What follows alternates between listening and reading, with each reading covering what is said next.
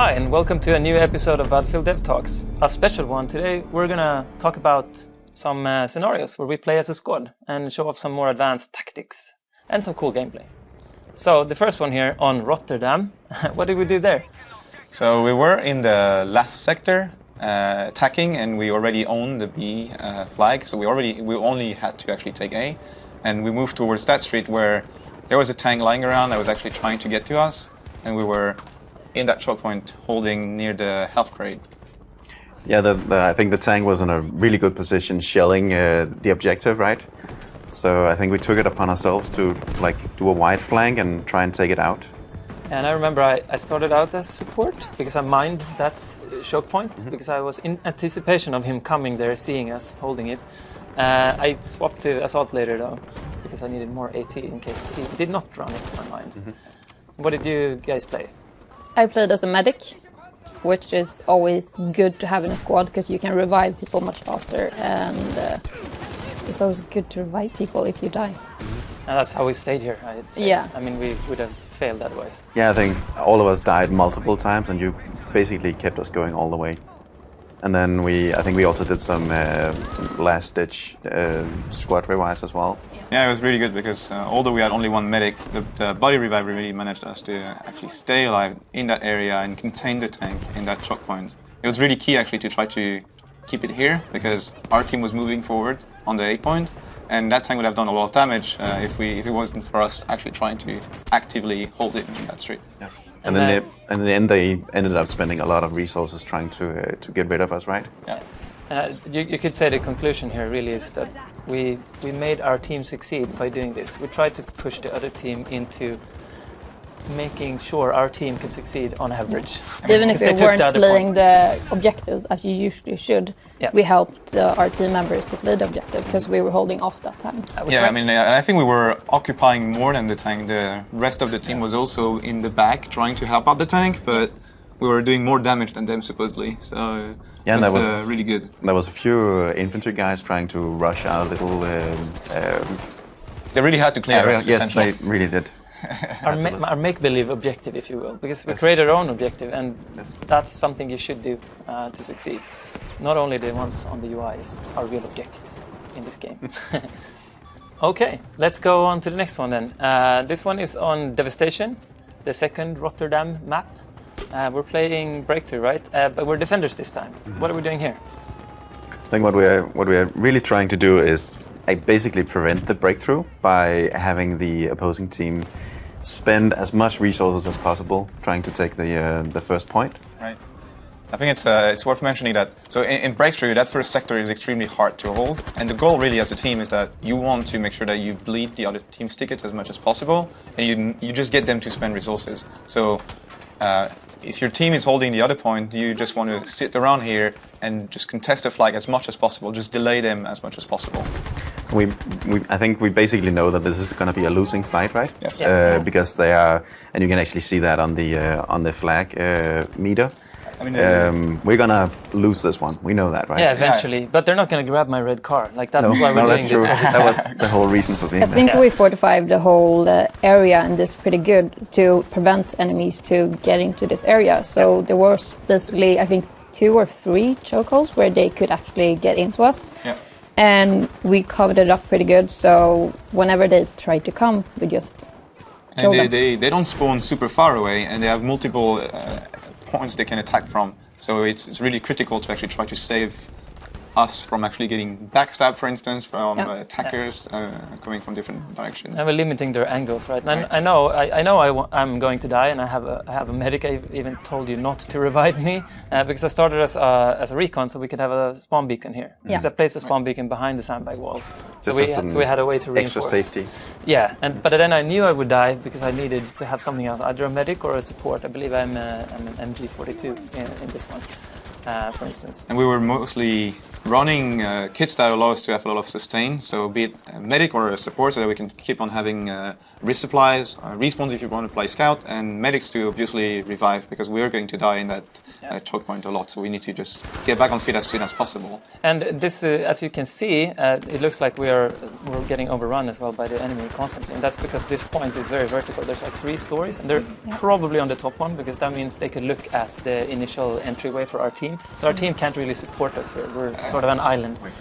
I think by the point where they actually get the upper side, I mean the upper floor, it's basically lost in that flag. So then they you build it up really want to just just stay in the captured area, kill them as much as possible. As long as possible. Exactly. But they probably also know that as soon as they leave the flag, we will start recapturing it, right? So they can't just forget about us.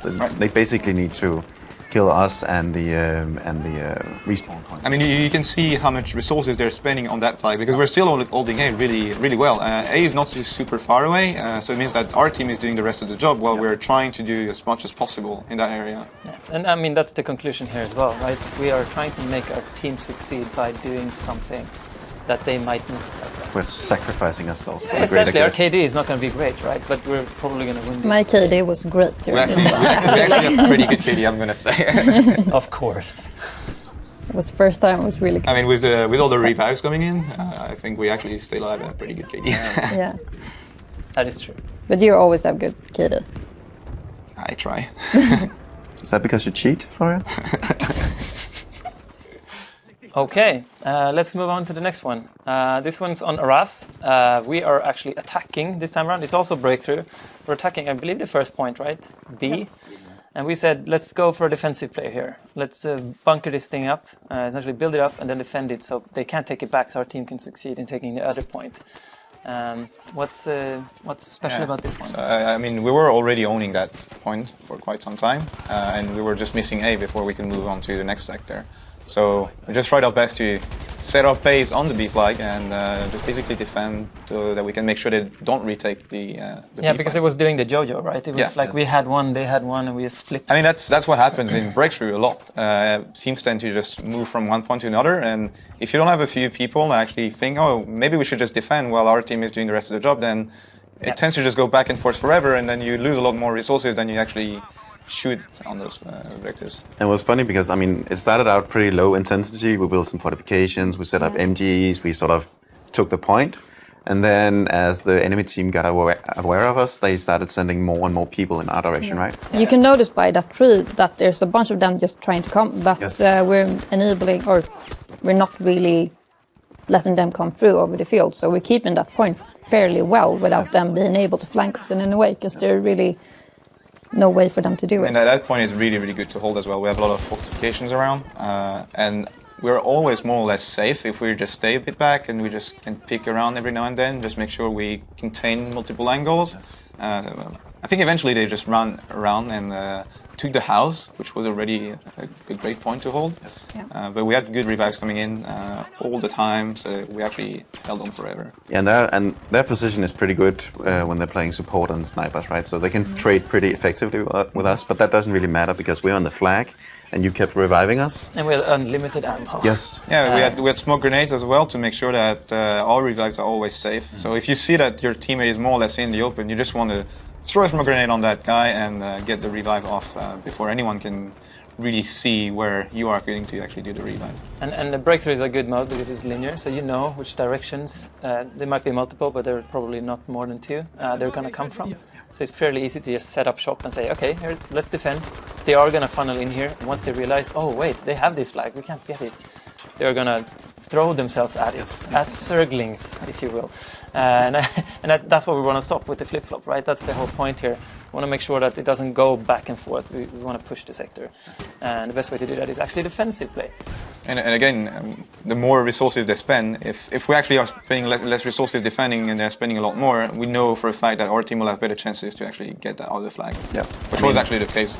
It's a numbers game. We're 4 people and they have to spend like 10 people in order to retake it, right? So that's a good net result. Yep.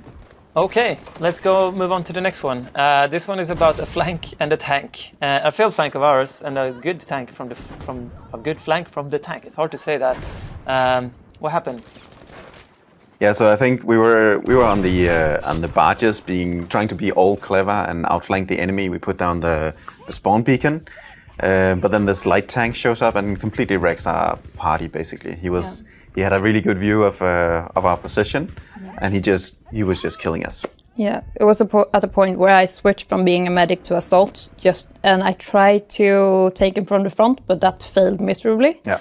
And then I noticed that you spawned on the HQ and flanked him from behind. And as tanks are more vulnerable from behind, both of us attacking this tank was fairly easy. Mm-hmm. But he noticed that you're coming up and basically kills you, but we'll take him out anyway. And when everything is safe, I come and revive you back. Yeah.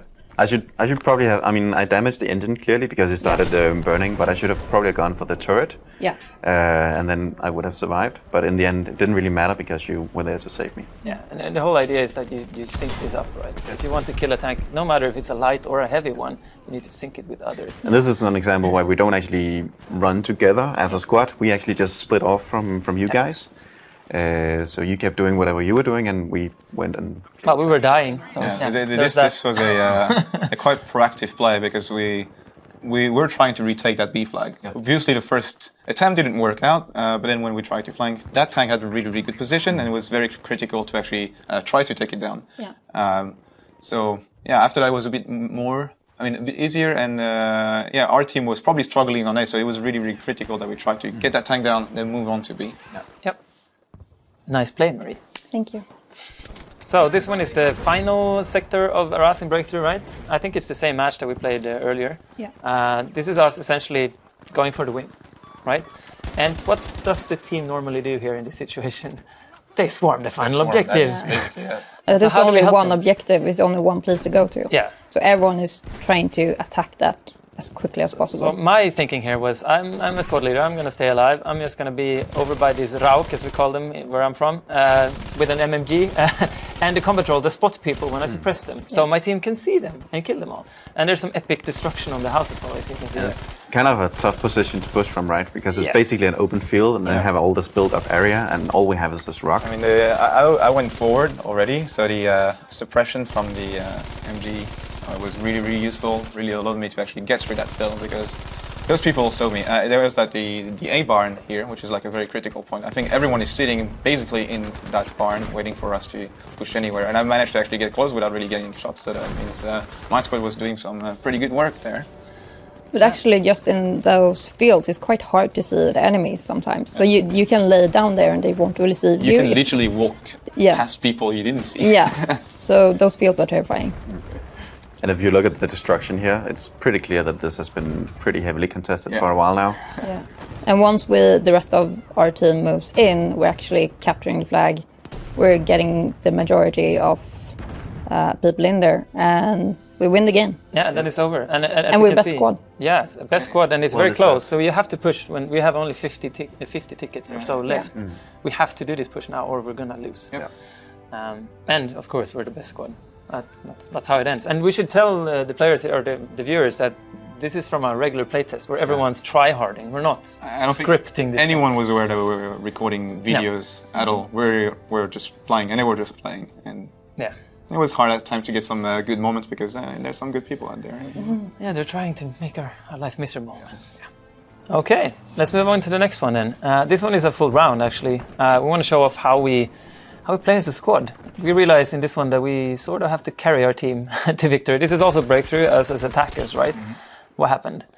So the first sector, I think we moved through it fairly quickly, which was actually quite incredible because the first sector is hard to take given the very high distances between both objectives, and there's the main road that goes all the way to the bridge where defenders spawn there, so it's easy for them to control that area and just prevent us from rotating. You need to cross that road somehow. Yeah, exactly. Yeah. And that is always quite hard. And there's some long sightlines too, so this is when we opted for like a double sniper medic plus vehicle sort of setup, which was quite interesting. Bombing runs from a flare gun is a thing, should try it. It happened like once, but but it sort of worked. But the double sniper is really good because if you miss your headshot, the other sniper is going to kill that guy if you're on point and looking at the same guy. And then eventually we just moved forward. Next sector was taking the bridge and then taking the farm. We started on the bridge. It's a really high concentration point in the sense that so many people. There's a sandbag set up where you can just see heads and shoulders popping from the sandbag. So you have to get close. You have to destroy the sandbags as well. But once you actually lock that point, it's fairly easy to actually keep it and then move towards the farm. I think this map, especially when the distances are so long and you have these choke points, it's almost more important to stay together than being clever. Yes. At times. And it's tricky to get what your rest of the team wants to do. Because you, in that game more specifically, we were kind of the squad that actually tried to do everything where we say, all right, now we need to take that point. We're going to go for that point, and then we take that point, and then we move to the next one. And in that third sector specifically, we had a lot of back and forth just because of that, and our team was more or less trying to do the same thing as we were doing. So we had to go back multiple times to take the other one, and in the meanwhile, our previous flag we just took was taken again. Yeah, there's a lot of back and forth, and it's hard to stop that. And this is probably the worst point for that in the whole game. I would say. There's so much distance. I guess there's like 250 meters or something from point to point. So it's so much time for the defenders to come back and just take that flag back. It was at one point we went from the farm and trying to advance towards the bridge. And you were a sniper just trying to get people off the bridge, and I was a medic just reviving you like I think I died 5-6 times, and you revived me every time. It's great for my KD, but... You should actually take out the medic first in that scenario and not the sniper, because... Yeah, it is. They didn't kill you, they just killed me. Yeah. Which is... Be careful about spreading that notion. Yeah. And this map is also special because in the end, the final sector has 3 points you have to take, right, which is pretty hard, and 2 of them are uphill as well, depending on which direction you come from. But if you have a vehicle, like we did, I think, in the end of this, we had a tank. You were in the tank, Jesper, right? We were pushing up the hill. We were taking the first one. We made sure that our whole team followed us. So we had the whole bulk of our team pushing up the hill. Yeah, once you get into a tank, it's like a moving cover, right? And I noticed Florian was trying to follow me around, and I consciously tried to not steam ahead, just because I wanted to provide some cover to my team. It was really good. I think there was like some people on the bridge, and they was just behind the tank and just peeking every now and then, and they couldn't really do anything. And then they have to fall back eventually. It's also good for like a semi-makeshift defense if you have an MMG, because bipoding on the tank is really useful. That also works. Actually. But you need to have your tank driver not move around then. Yes, you need to talk. Communication, and this is key here. Like communicating in this sort of round is key. Otherwise, we wouldn't have known what to switch to, when to do what, when to go for the spawn beacon. Let's go over there now. They have this, and so on. I think this overall shows a lot of those. And then in the end, pushing up the hill, we essentially had to shift to medic, all of us again, because very intense. We met a point where there was like so many defenders coming in, and we decided, oh yeah, maybe we should just go full on medic and just try to get some revive, push through, because they were actually focused on that point specifically, and our team was capturing the 2 other flags, so we just had to take 1 flag, and just managing to hold them in that area and then just pushing them back managed us to actually clinch the win here. Yeah, and I remember in the very end we had enough points for a V1. I wanted to like end on the V1 because we were going to win, but we just missed the final. We were just too good, right? That's the. Yeah, I guess that's the answer. I mean, it's really hard to take a 3 flag sector here. Yeah. And a V1 is a good way to do it, because then you clear out the enemy's stronghold, and then you can push in and take it. But yeah, that was Twisted Steel. Great map, by the way. Yeah, excellent. That was it. Thank you guys for watching, and thank you guys for playing. I think this sort of proves that it's way more fun to play with a squad that communicates and does what try the very hardest you can. And we'll see you guys on the battlefield.